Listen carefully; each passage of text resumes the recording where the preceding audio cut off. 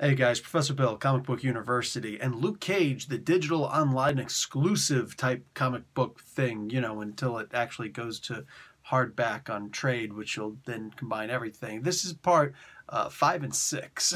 All right, this is all wrapped up in one. So yeah, 3 issues, part 1 and 2 and issue 1, and so on and so forth. So let's get into who wrote this, and then we'll talk very briefly, I think, about the comic itself. So, writer Anthony Del Cole, artist John D. Lindsay, color artist Ian Herring, and letterer VC's Clayton Cowles.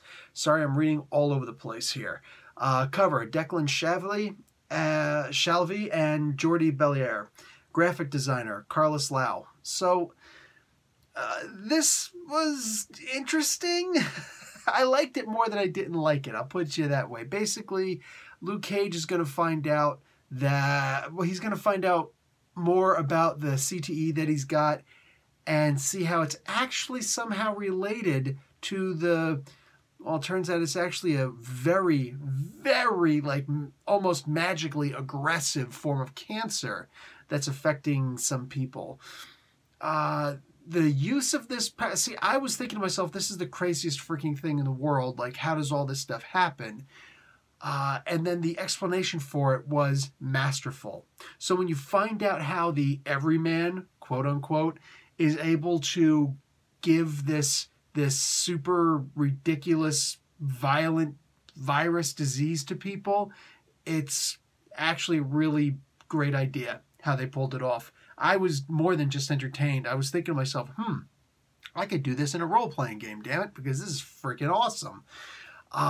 Yeah, absolutely loved the execution of this.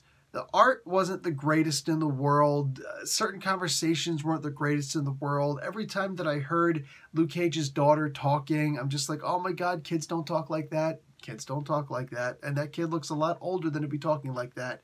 Just saying. But, those are like the nitpicky things. As far as the story itself, I enjoyed this a lot more than I didn't enjoy it. There was a part in here where Iron Fist, sick as a dog, goes after the, for crying out loud, Omega Red, goes straight after him and uses the Iron Fist against the carbonadium steel of the hand whips. I was pretty impressed with the result. All right, I would say that's pretty darn accurate. You know what I'm saying? But there may be some people who disagree, whatever. Not my business, not my business. But I thought this was executed very well. So will I recommend this in trade or even just grab it on digital? Yeah, absolutely. Why not? I thought that this was really good for what it was. There were plenty of things to dislike about the comic book. I can't sit here and say this was a perfect comic book. It wasn't even a great comic book. But there were some more than enough good parts that had me going, nice. That's all I was really looking for. So this definitely met my expectations, and then a little bit more than that.